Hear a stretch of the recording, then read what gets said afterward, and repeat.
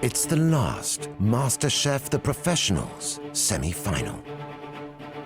Last time, 4 of the remaining 8 chefs manned the MasterChef pop-up restaurant. Close to judgment time. Dan's yogurt flatbreads came out on top. It's an umami wallop. My mouth is humming right now. And in the final cook-off, Charit was sent home. Thank you, guys. Good luck, guys. Now, the second group of 4 must fight for their place in the finals.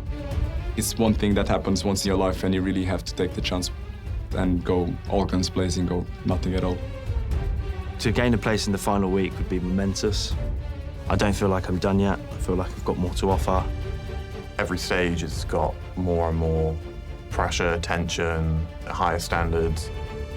100% the toughest thing I've ever done coming here. I'm going to have to be on my A game if I want to get through. So I'm praying today's the day. It's now time for something extra special. We want to see them elevate their cuisine to new heights. Only the sharpest are going to cut it.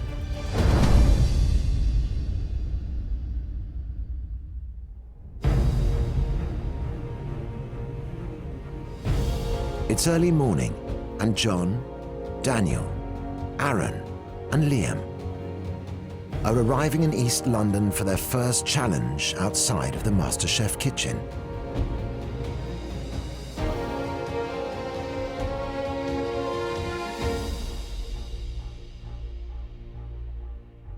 Chefs, welcome to our MasterChef pop-up restaurant. No pressure, but the last 4 contestants, they cook some outstanding food. We want you to take it up a notch. You're going to be cooking 1 plate of food, and we've invited 14 of the top leaders of the pop-up world to come and taste it. This is your chance to shine.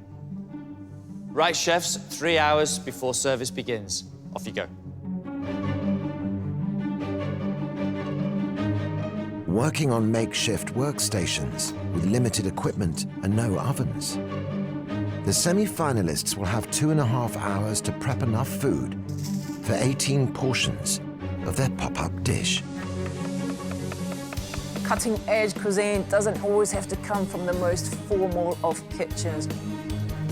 These pop-ups are a great platforms for chefs to stand out and make a name for themselves. It's got to be a dish that's got a bit of punch and weight behind it. 1 small plate of food that's got to be stunning. Cheshire-born Liam is the youngest chef left in the competition and has devised a dish based on his favourite Indian takeaways. I actually prefer the starters opposed to like the curry and the rice at the end. So I'm kind of bringing a dish inspired around that sort of thing. Have you ever done anything like this before? I've not done anything like this before, not in these sort of situation or circumstances, but I'm excited to cook. Is this the sort of venue that you would spend some downtime in? Potentially if the football was on, yeah.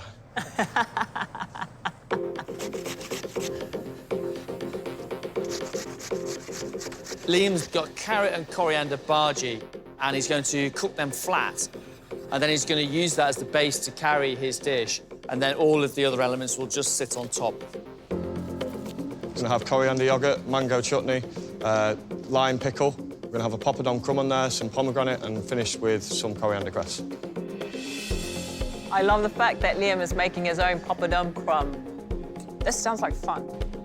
In there, we've got flour, water, oil, salt, and a little bit of spice. So that's going to brew for 1.5 hours, then I'm going to knock it back, roll it out and deep fry it. We've also got a beautiful sounding dal velouté. He's using the orange split peas. He's got some lemongrass running through it. And I like that he's serving it with a fresh mint raita. I love the sound of this, Liam. It's nice to see a different side to your food. Thank you. Yeah, and you're cooking with a smile today. Yes, I am. I'm trying my best, Liam is very meticulous about how he dresses the food on the plate. So now, in this environment, this really is going to push Liam into a completely different area. And see how he reacts, I think, is the most important thing. Very good. Ow. London-based head chef Daniel is having to carefully fillet 9 whole red mullets. Absolutely a lot of fish to prep. Racing the clock, head down. For a dish inspired by his Portuguese roots. Usually in Portugal, when you eat sardines, you just eat it always on the same bread. So you keep picking the sardines, you put it on your bread, and that bread picks up that juice. I want to bring that principle to it. So I'm going to serve red mullet sitting on grilled bread with garlic oil, with a saffron broth and basil-infused tomatoes, and then an aubergine caviar, which I'm using the grill, so some smoky flavor and smoked almonds. I like the sound of the dish. I like the idea of the broth. Hey, it's not like the MasterChef kitchen, is it? No, it's still a MasterChef challenge, so need to keep that in mind. But yeah, I quite like the environment. Yes, I think it's quite exciting. Daniel's inspiration has come from Portugal once again, and I think this challenge really does play into his hands. He's taken a version of the sardines on toast, which I do like the sound of, but he's replacing the sardines with red mullet. So now curing the fish for 30 minutes with some sugar, salt, and some crushed fennel seeds. Gonna give a more firm texture. Then we're gonna cook sous vide and blowtorch on top of the toast. Daniel is making a saffron broth. He's using mussel cooking juices. He's got the bones of the fish going through it, and then adding some of the aniseed liqueur. This sounds absolutely delicious. So I got pink peppercorns, parsley, fennel, and celery. That is that. You get hot, I'm gonna keep going.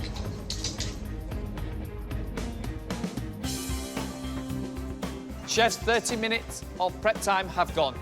Wait. Self-taught sous chef John from Bath has been busy preparing 6 loins of hake that he plans to make into Kievs, filled with a katsu butter sauce. I'm just going to be rolling them slightly to get a nicer shape, and then just inserting a hole and piping my katsu sauce inside. Making sure that they're breaded properly is quite important so that they don't split out when they're being fried. The Kiev will be sat on a bed of jasmine rice, served with an onion bhaji, barbecued lettuce, and a grape and apple verjus salad. I've got hake katsu Kiev, so when you cut through it, it should leak out everywhere and be delightful. Oh, that sounds nice. Has it been tried and tested? Not once. Not once? No. John! I've cooked a lot of these flavors before. I know they all go. I've made Kievs before, so I've done things separately. It's just putting them together. Putting them together. Fun-sounding dishes. Where's the inspiration come from? It's stuff I enjoy eating. I cook this sort of stuff at home quite a lot. I'd order it at a little food hall pop-up. John is making a hake Kiev. We've got an onion bhaji as well. And I have to say, I've never had that before. John is making his katsu butter sauce, setting it, and then he's going to pipe it into the hake. My concern is that John has not tested any of this and is just hoping it's all going to come together. The hake is a little bit flakier than I'd have liked. I'm a bit worried, actually. I don't think I'll be able to get a nice clean hole into it and fill it. So instead I'm like butterflying it. I'm gonna pipe a little line of the sauce down the middle of the butterfly and then sandwich it back together. So they're not as sealed. I have to make sure the coating's really good, or I'm gonna have curry explosion in the fryer and be serving salad and rice.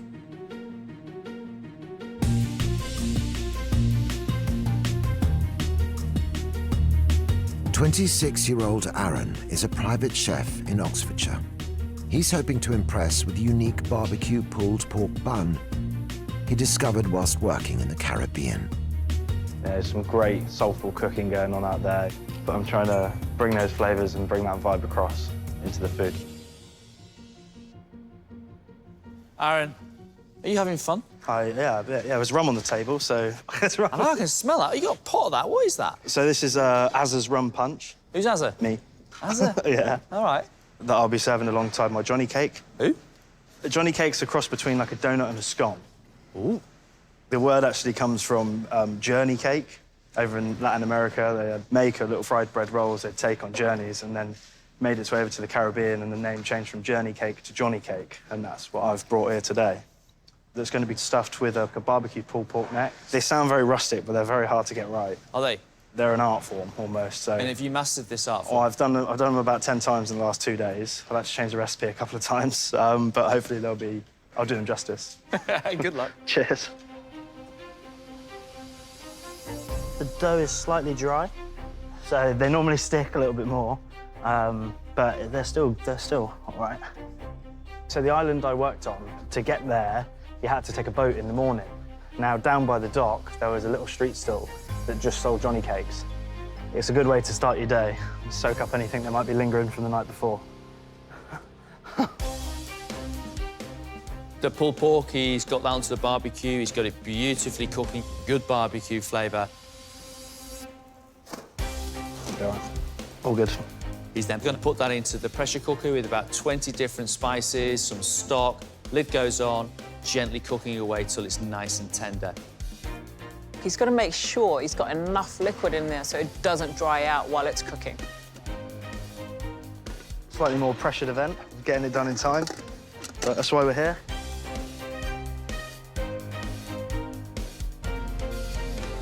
Chefs, you have 1 hour of prep time remaining. Great. Sweet. That went by quick, didn't it?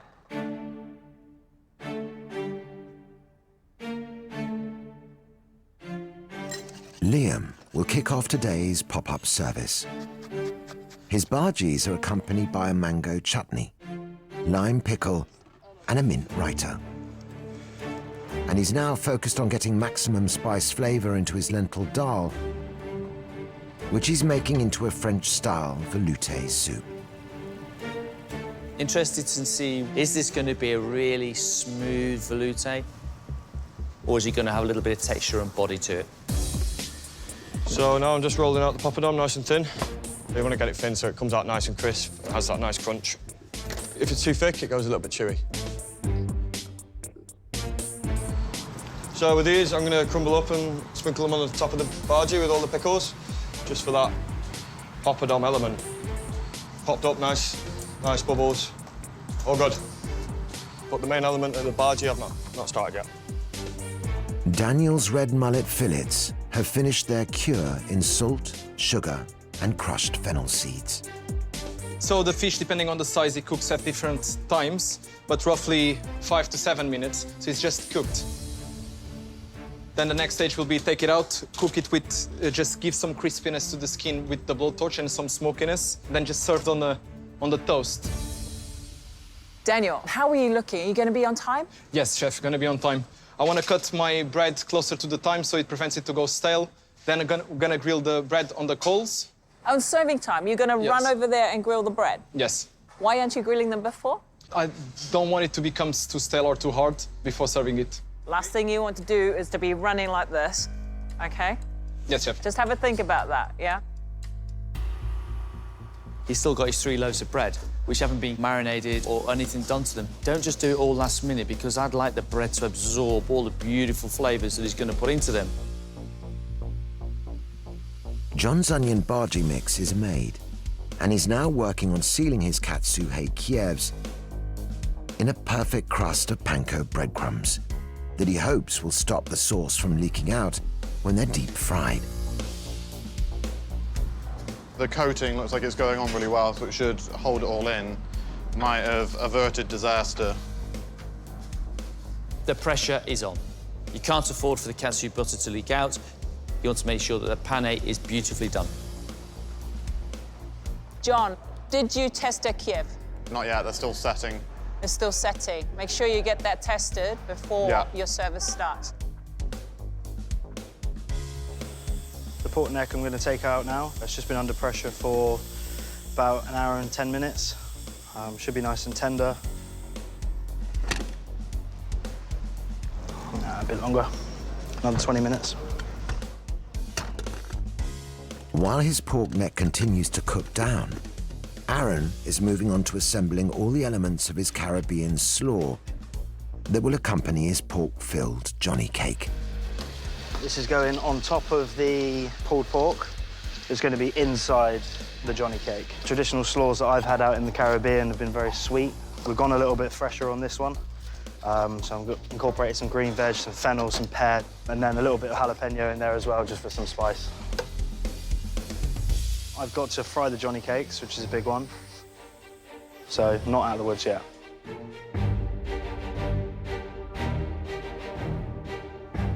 Chefs, you have just over 30 minutes of prep time left before we head into service, and our guests are just starting to arrive. Are we going to be all right?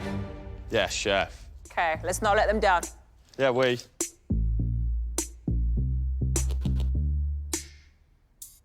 The guests attending today's event are some of the UK's most successful pop-up chefs and food entrepreneurs. Most started out with very little capital, setting up in makeshift kitchens based in temporary food markets. And many have gone on to open permanent restaurants of their own. The first pop-up I did was absolutely chaotic. Ran out of food, didn't have enough water because I was on a market stall. There were so many things I just didn't know. Because street food is so quick and so instant, you really have a short time to engage with the customer. To stand out, I think your product really needs to connect with people. Setting up a street food business is really hard work. It's kind of a baptism of fire. You learn how to cook, in my case, curry for thousands of people at festivals. And the food has to be, yeah, like restaurant quality. Otherwise, people aren't going to pay what you need them to pay for it. 1 chana masala, 1 veg korma. Me and Mike have been friends since we was kids. It wasn't until we did a road trip across the States that we sort of discovered our love for sort of Americana sort of style food. And buffalo wings back then, there was no one really leading with that. It was a perfect opportunity for us. From day one, it was hard graft. Rain, sun, snow, doing 12 hours a day. But the reward and the feeling that you get when you break through and say, wow, look how much we've improved, look how far we've come, it's quite empowering. How you doing? With service fast approaching, all 4 semi-finalists need to complete every element of their prep if they're to impress the diners with their food. Want to double check, triple check everything to see if there is no mistakes. Taste, taste, taste. I find the mistake there. Hopefully there is still some time to react and to fix. So excited about today. Pop-up street food has always been a great place to nurture new talent, to test concepts. Can't wait to see what we're gonna eat. So I'm just testing the bhaji mix just now, seeing if it's going to stay crisp and if it's seasoned right. I'm going to be frying these a la minute in the service. Yeah, it's looking all right. It's just got to be nice and flat so I can get all my little pickled elements on it. You're doing the bhajis a la minute? Yes. You're not going to pre-cook them and just keep them warm? No. Liam, you're scaring me. The pop-ups, normally you need to be really organized. It's difficult as well because you have to do everything yourself. And be smiling even if you're tired. So. John, how are we looking? Just got the baby gem to prep and barbecue, dress the salad, fry haze to order. John, he's still got a bit of work to do before he goes into the kitchen to get ready for service. You want to capture your customer's palate straight away. So it's really important that the flavors hit the right notes, that it actually delivers in, every way. So that's what you want to see, nice and puffed. You don't want them to colour too quick because the inside will be raw. And these little cracks as well, if you get too many of those, they're gonna let oil in. I need 18. I've rolled 22. I think a really good pop-up dish needs to be excellent from the heart and something truly memorable. Prep time is now over. The guests are here. They're looking hungry. Hey. I'm excited. Try and enjoy it. Good luck.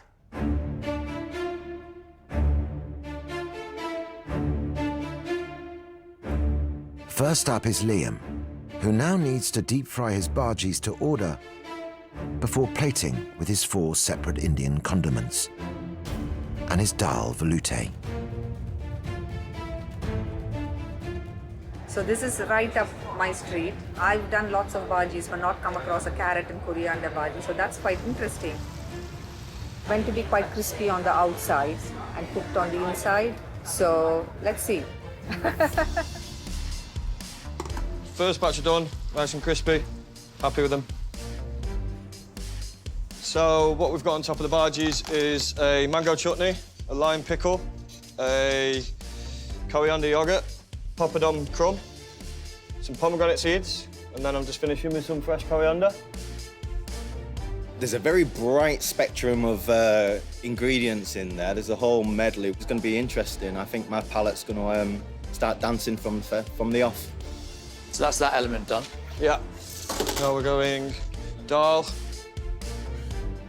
Liam, just under 5 minutes for your courses due out. Wait. Interesting choice, dal veloute. I mean, I love a dal, and they're trying to take it into more fine dining arena here, so we'll see how that works. Liam, as your first experience of a pop-up, would you do it again? Probably. I mean, it's service, isn't it, at the end of the day? It's what we live for. Service, please.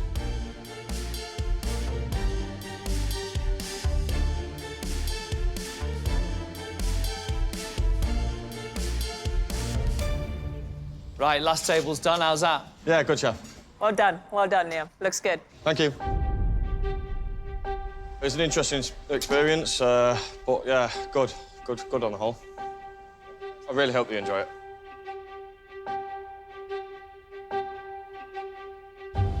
The carrot and coriander bhaji, the texture was really nice, and I thought the carrot had like a nice little subtle sweetness to it, which I particularly liked. I thought that was banging. I really like that. Sometimes they can be a bit too like thick and like stodgy. I think that actually was really good. So the chutney, the yogurt, the lime pickle brought a lot of flavour to it and helped cut through the bhaji. The star of the show for me was the veloute. There was a depth of flavour there, but there was also those kind of top notes of lemongrass and coriander. I loved it. The dal veloute, I'd love to know how to make that, actually. It was really, really good. I love the flavour of the bhaji. I like the pickle, the mango chutney, and the little crushed poppadoms that he's got on there for texture. Great. The dal veloute's got a hint of spice running through it, and it's lovely and smooth. Great ideas here from Liam. Daniel's fish with a saffron broth is up next. He's decided to go ahead with grilling his garlic and oil sourdough at the last minute. It's not as quick as I needed, but I think everything's going to be fine. He also needs to finish the torching of his red mullet. Fish is going to be tricky.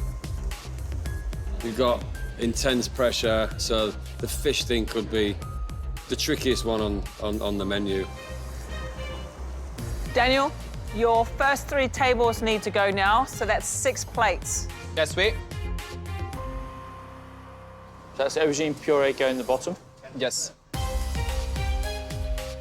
The aubergine caviar, aubergine is one of my favourite vegetables, so I'm just looking forward to that. And rather than doing them individually, it's going to take too long. Oui, chef. When you finish this table, get yourself more organised for the next one, OK? Because it's going to take too long and your guests are going to be waiting.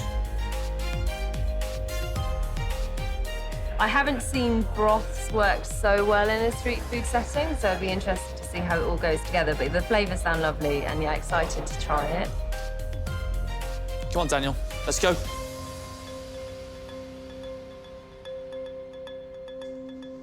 Service, please.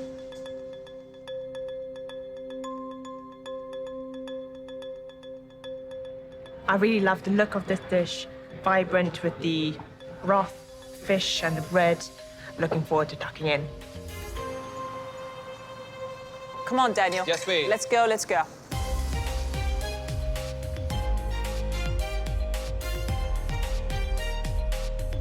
Service.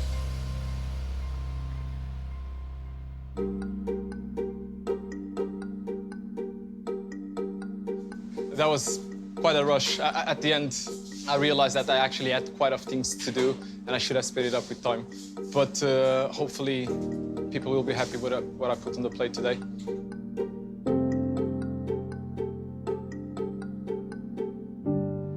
The mullet is cooked perfectly. The taste and the texture is amazing. The bread is nice and crunchy, so it's nice. I could bathe in that broth all day long. It was insane. I could drink it by the pint. It was beautiful. The broth, the flavours are amazing. Unfortunately, the aubergine kind of lost itself amongst everything else. It was all in harmony. I really, really enjoyed that. And if that was a street food dish, that's where I'd be going every week. Red mullet is absolutely delicious. Mm-hmm. I love the charring on the top. I like the texture of it, and I love the flavour. And that lemon oil, that split oil that he put on top was great. Then dipping into the saffron velouté is refreshing, it's delightful, and really delicious. It's John's turn in the spotlight. He's barbecued his baby gem, made his apple and grape salad, and fried his onion bhajis. My tester bhaji was a little bit tighter, but I think where they've come up to room temperature and they got a bit looser, they're a bit more gnarly, but I don't mind that, but it was not quite what I was looking for originally. But he's run out of time to test his katsu hake Kievs and must rely on them not bursting in service. I love this idea. I think the katsu hake Kiev sounds really playful. The hake needs to be kind of nice and juicy, not overcooked. How are the Kievs? Kievs look good. They holding up? Held up. Just gonna check they're cooked. No. What's happened? No, not ready. Not quite cooked.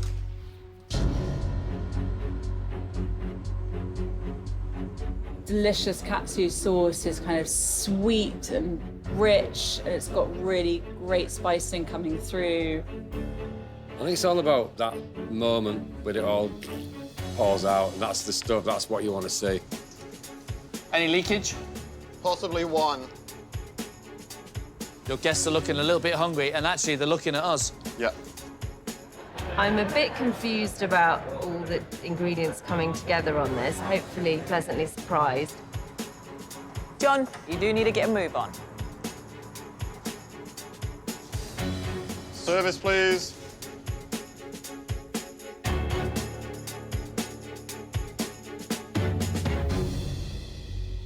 There's a couple of little, finessing tweaks that I'd have liked to have changed. I think in my head, it didn't quite get visually onto the plate, but it all tasted good, which is the main thing.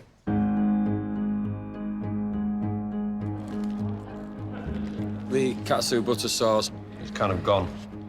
Whether it's disappeared out of the bottom, I don't know, but it's not within the fish inside.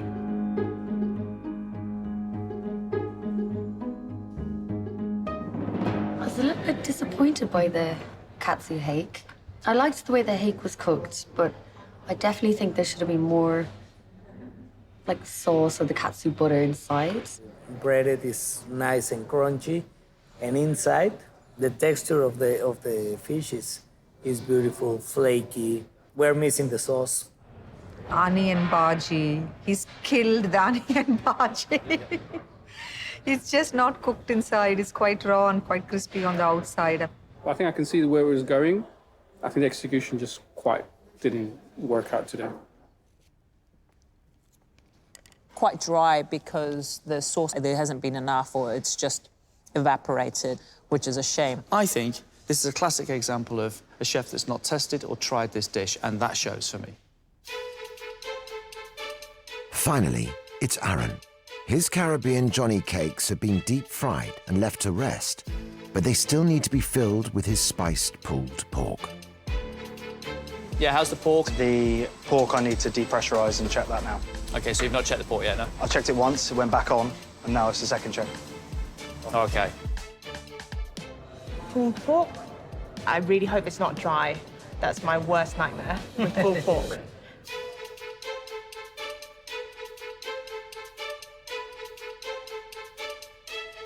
Is it cooked? Yeah, I'm happy with the cooking of this now. Johnny cake, with it being deep fried, you want to make sure that it's cooked very nicely on the inside as well as, you know, nice sort of colour on the outside. Looks very well organised in there. Yeah. But more importantly, is the punch nice and cold? Cold, and it's definitely got a punch of rum. It's a rum punch, not a rum cuddle, so we'll be getting a big... Rum uppercut is what we're looking for. Yeah.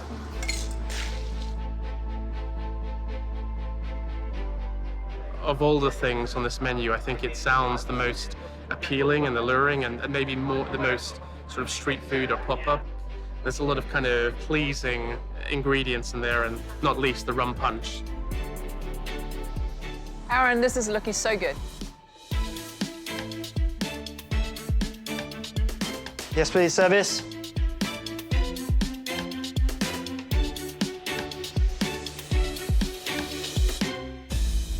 That looked very controlled, great planning, fab-looking dishes. Can't wait to try them. Thank you very much.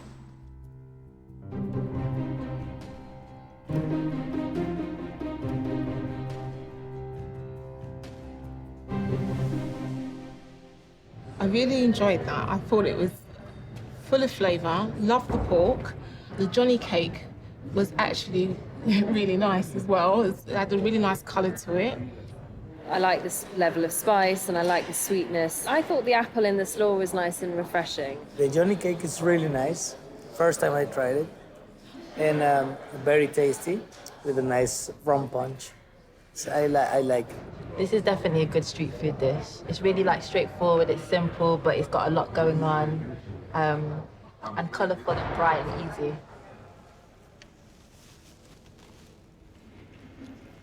Love the Johnny cake.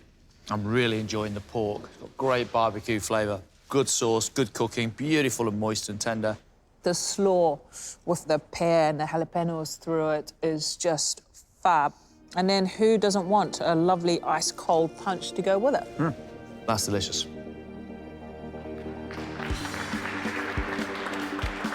After a grueling day in the kitchen, the MasterChef pop-up event is over.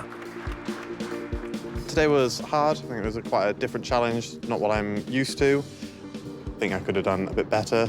Ready to cook again in the next round, though, and really pull all the guns out. Quite an exciting day, running around in the kitchen as usual. Quite a lot to do at the end, so 30 minutes just kind of like shrinked. It was always going to be a challenge coming to somewhere like this, but I think I've done what I had to do. It's not my kind of style of cooking, but yeah, I think once you've got your head down and you're cooking, you enjoy it. Week on week, it just gets harder, the stakes are raised. Focus is definitely going to be on. Well, we know what's next. Chef jacket's back on, serious mode, ready for it? It's about to get a little bit hotter in our kitchen.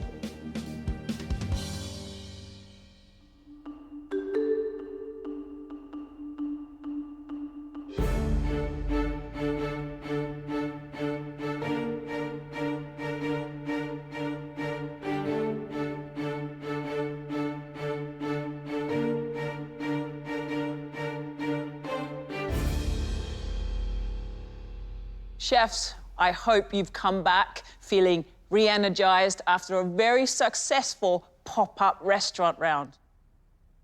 The competition is still on, however, and you have got to keep that energy going. What we want from you is one stunning plate of food. Chefs, create your particular magic on a plate. At the end of this, 3 of you will be going through the finals week. 1 of you will be leaving the competition. You have 1 hour and 45 minutes. Off you go.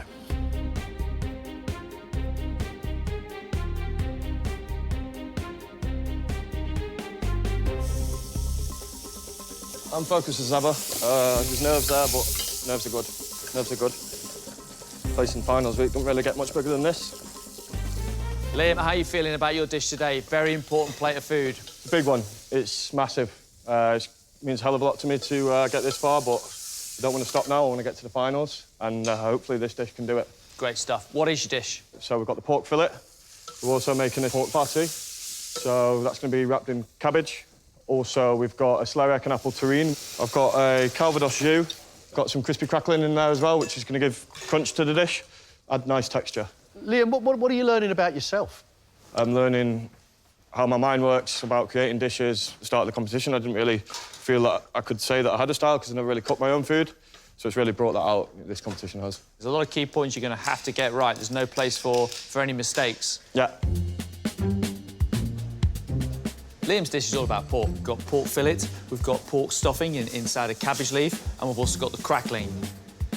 Pork fillet has to be cooked just right. There's no fat on it. Liam is also doing an apple and celeriac terrine, so he's slicing the apple and the celeriac into large, thin strips and then rolling it together, and then he's going to roast that off so beautiful and caramelized. The apple puree will bring sweet and sour flavour to the plate. Celeriac puree, you want that to be nice and smooth and rich and full of flavour. I'm hoping the judges think it's bob on. If I can execute it the way I know I can, then I think they'll love it. So I'm definitely feeling the pressure today. Got a lot to do. Got a lot to get sorted. A lot of things can go wrong. So yeah, I'm just trying my hardest to make sure I do the best I can. Aaron? Yep. I know we're back in our kitchen now, but I've got to say, you were loving it in our restaurant pop-up. Yeah, it was really good. Really good fun. You missed out. Oh, my gosh. We had Johnny cake, pulled pork inside it, and an amazing punch on the side. Yeah, go on, rub it in. Anything else I missed out on? Oh, there was loads. Sunny, was it sunny? Was it nice and warm? No, fine, great. Aaron, tell us, what are you cooking for us today that will hopefully see you through to our finals? A celebration of Cornish lobster. We're going to poach the tail in a bonito butter. Going to take the claw meat, mix it with some scallop mousse. That's going to go inside a ravioli. A lightly smoked fennel pollen mayonnaise, and a sauce apiece finishes the dish. A what sauce? Sauce apiece. So it's a red pepper-based sauce with lots of like anise, star anise, some lemongrass, and a little bit of the lobster shell through that as well. What has inspired this dish? Well, lobster's something I love to cook. If you can execute lobster perfectly, it shows a great amount of skill. If I can get that right, I think it'll be a cracking dish. Aaron is poaching the lobster tail. He's got to get the poaching liquid to the right temperature. It cannot afford to boil, otherwise those lobster tails will curl up and they will overcook. The ravioli, the pasta needs to be beautifully rolled, the right thickness. There's a huge amount of skill goes into making a good lobster ravioli, and I'm expecting to see it from Aaron today. We've got some smoked fennel pollen mayonnaise. The fennel pollen can be a strong herb, and it needs to be used delicately. I feel like the dish is strong. I feel like there's good flavour combinations there, so if I can nail every part of it and get every control point right, then, you know, that's all I can do. Chefs, you've had 40 minutes. Wait. Pop-up challenge was a great experience, but I didn't perform to my usual standards. The dish I'm cooking today needs to be bang on, or, yeah, this might be the end of the road for me. That mushroom, I've never seen that before. I'm like, what is that?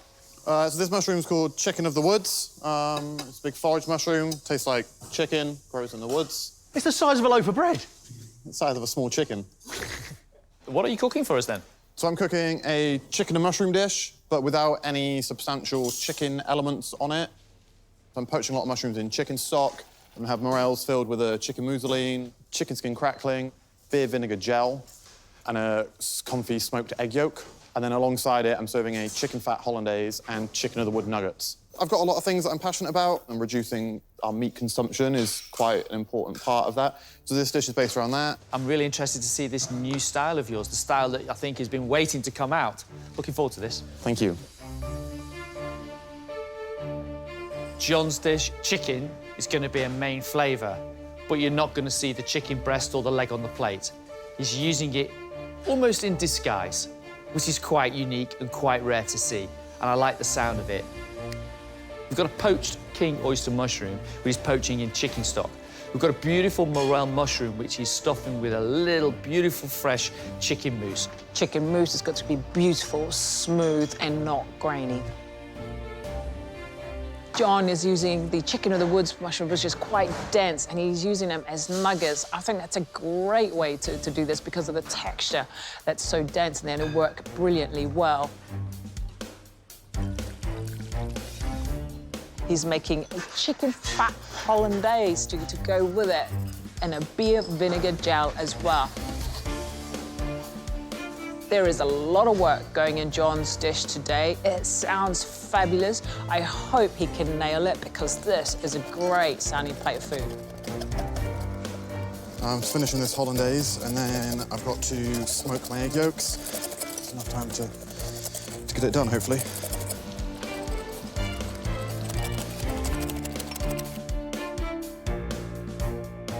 Everyone wants to get into the finals week, so everyone's going to bring their A game. It's going to be a really, really, really tough day in the kitchen. All guns blazing, go nothing at all.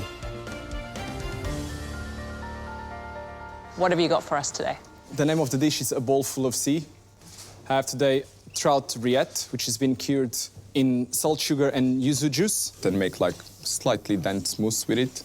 With prawns, oysters, and on the top there'll be shards of a squid ink butter, just to add some crustiness. How much do you want this, Daniel? Much. I don't think there is a word that can do justice to what I'm feeling right now. Much is a good word. Much would do Very it. much. Super. I love you, Daniel. Yeah. Daniel's dish sounds absolutely beautiful. We've got a wild trout rillette. It's almost like mousse. He's going to bind it with some creme fraiche, some cucumber, some apple through that. Then he's going to set in the bottom of the bowl. He's then going to put the cucumber and creme fraiche jelly on top to set, and then he's going to dress the dish with the prawns and the oysters and the seafood dressing. Daniel's also got some crunchy bread, and I love this about his food. It's about just taking that bread and dipping in and enjoying everything together. And I, for one, am looking forward to doing just that. Gentlemen, you have 10 minutes left. Raviolis are cooking, my lobster's poaching. Sauce I'm just going to finish, bring to the boil, and then tap through a chamois. How confident? 8 out of 10, 7 out of 10. Daniel, how are we getting on? I need to dress the prawns and the oysters with the caviar dressing that I've made from the juice. And then final touches. No problem? No. Good. Chefs, you have just 3 minutes, please. Liam, we know you gave yourself loads to do. How are you doing? Yeah, getting that. Are you going to be finished? Yeah. All of it? All of it. Any issues at all? None. Liam, I know you're the Iceman, but I'm proud of you. Sweet.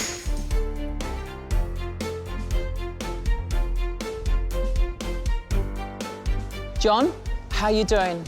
I lost the asparagus. I had too many things going on and overcooked it, so I've taken that off. Good. But everything else I'm happy with, is cooked, is here, going on the plates. Brilliant. If it's not right, don't use it. Oui, chef.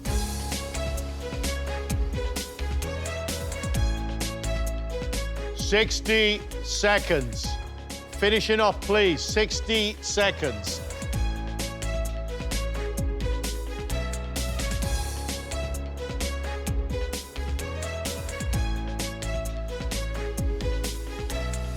Time's up.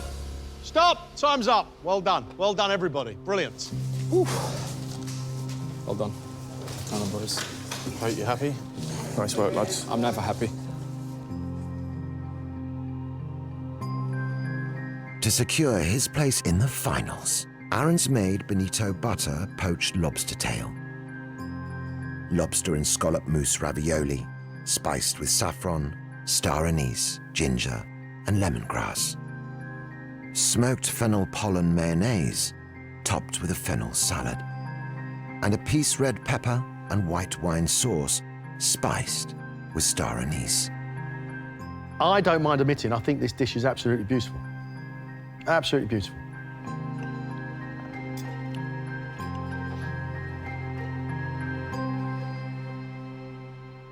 The lobster cookery is a delight. It's melt in the mouth. The bonito flakes just give it another extra edge.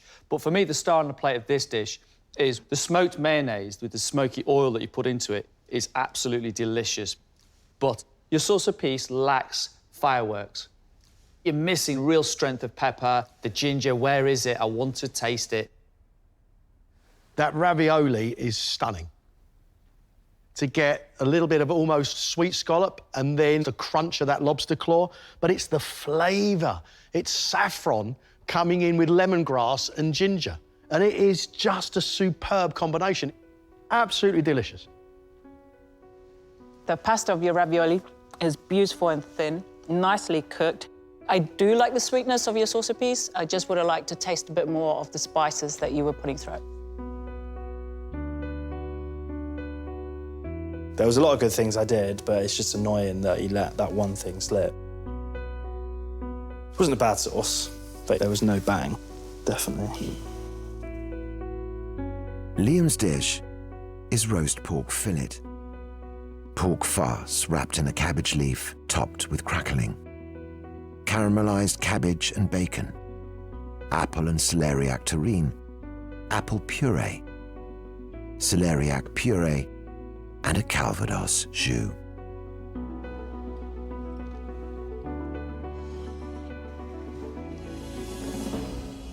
The pork's beautifully cooked. That lovely little rose of celery and apple is sensational. The sauce, I can get the Calvados.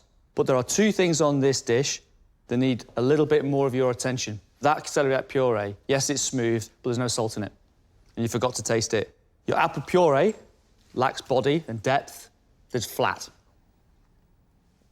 I like the farce with the apple through it. It's a delightful plate.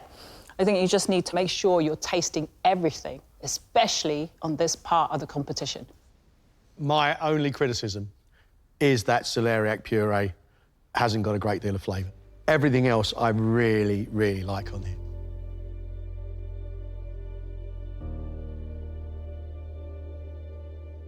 Not the best. Yeah, I give myself a big workload, but that's still no excuse for not seasoning things right and tasting enough and stuff. So, yeah. Just annoying, isn't it? Just annoying.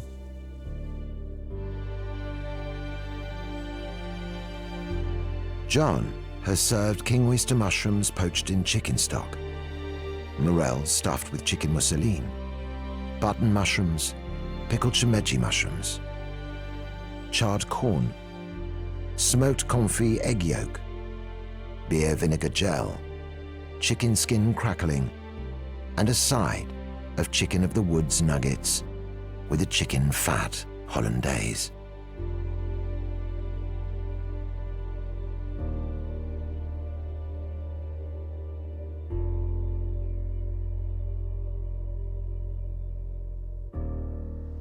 My favourite thing is your nuggets made from the chicken of the woods mushroom and dipping that into your fatty chicken hollandaise. Really enjoying those together. And saying that, the hollandaise is just on the verge of being overcooked. It's got a slight graininess to it. I find the beautiful king oyster is perfectly cooked, but it just needs a bit of seasoning through it. Otherwise, it is a bit on the bland side. The beer gel, the texture is wrong because it's not gone smooth. It's grainy. It's not being blitzed to a beautiful gel. I love the smoked egg. I love the mayonnaise. I love your mushroom cookery, but it is just not working together as one plate of food. This dish is begging for a chicken jus vinaigrette, split sauce all over it, just to lap everything up. It's just a little bit dry. Wonderful textures going from soft to bouncy through to crunchy. However, Marcus mentioned a split sauce or like a chicken jus. Yeah, I would love to dip some of these ingredients into a chicken sauce, absolutely. Comment about the chicken sauce. I had that thought going in there, almost went for it, but thought it might be one too many elements. yeah, I'm not 100% happy. Finally, it's Daniel, who's called his dish a bowl full of sea. Trout rillette, trout flakes cured in yuzu juice, a Japanese citrus fruit, combined with creme fraiche, shallots, and apples, with a cucumber jelly, seafood dressing, carabiniero prawns, oysters, squid ink crisps, wasabi and orange tobiko fish roe, and finger limes, served with crunchy bread.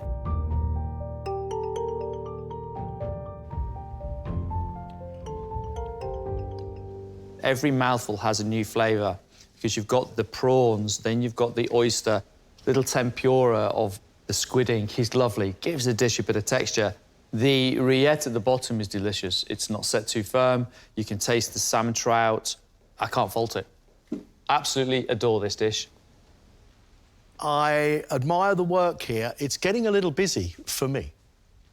You've got prawns, oysters, fish egg, and rillette. I can't fault the cookery, but eating it, I find it a little muddled. The cooking of the carabiniero prawns are just spot on. You've got the tobiko, you've got finger limes and the wasabi pearls, and they all pop in and giving you a bit of heat and saltiness. And then the crunchy bread with a bit of pepper over it that you just dip into it and enjoy everything together. It's delightful. I think it's delicious, and I'm going to finish it, if you don't mind.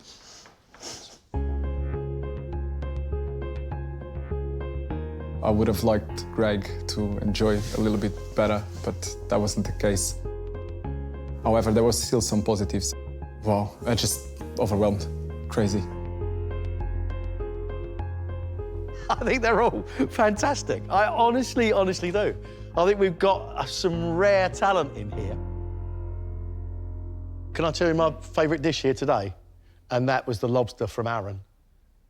It was the saffron through the pasta dough, which was just beautiful, and then flavouring the inside gently with ginger and lemongrass. I tell you what, that guy can cook. I did feel, though, that the api sauce just needed a little bit more life, a bit more flavour, but Aaron did do a great job today. And in the pop-up restaurant, superb. The chef that really stood out for me today was Daniel.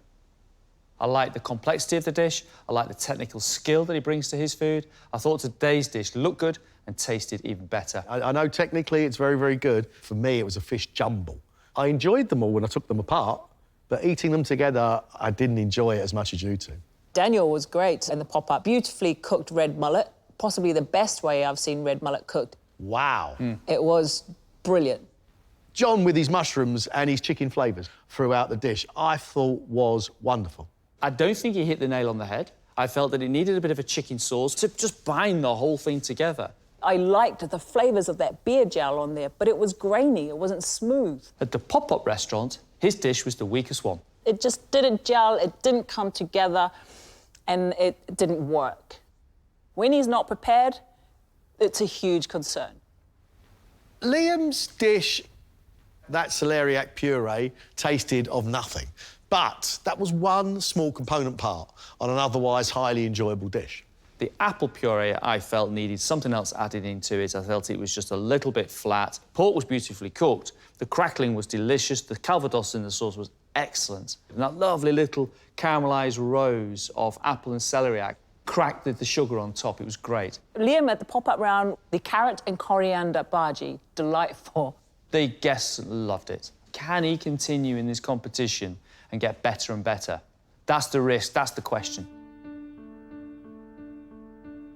Yeah, it'd be gutting to go home at this point. I'm not ready to go yet. I just hope I've done enough. Hope I've done enough. I'd absolutely love to get into finals week, but to get a couple of critiques this round. I'm not feeling hugely confident, but we'll see. I'd like to have the chance to come back, but yeah, it's in the hands of the gods, so let's see. I don't think I ever know if I've done enough. I don't think it's ever enough. There's always things that you can do better. Unfortunately, that's the reality. So have I done enough? I don't know.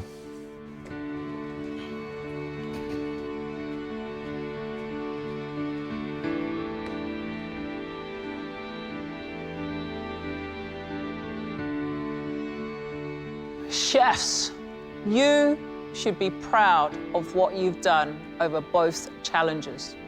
Well done. Having to send one of you home is not easy. The margins were incredibly close. But we have made our decision. And the chef leaving the competition is...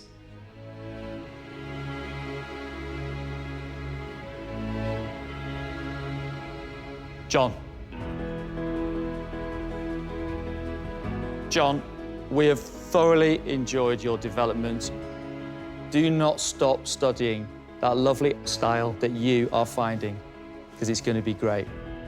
John, thank you so much. Thank you. Cheers, boys. Good luck. I'm really proud of what I've achieved. I think I've come really far, but yeah, really upset to not be going forward. It's been an amazing, positive experience. I've learnt so much. I've come on leaps and bounds as a cook. I'm really gonna keep pushing in the direction I'm going in. I think it's really cemented that that's the right idea. Well done. You all right, Liam? Just about. I mean, I should be happy. I mean, finals week I am buzzing, but geez, thought I was a goner. Super happy to get through. Tonight I might sneak a cheeky rum in there somewhere, potentially, but who knows? It's just shocking in a really good way. But I'm very aware that it's no surrendering time. It's if anything, sharpen the swords.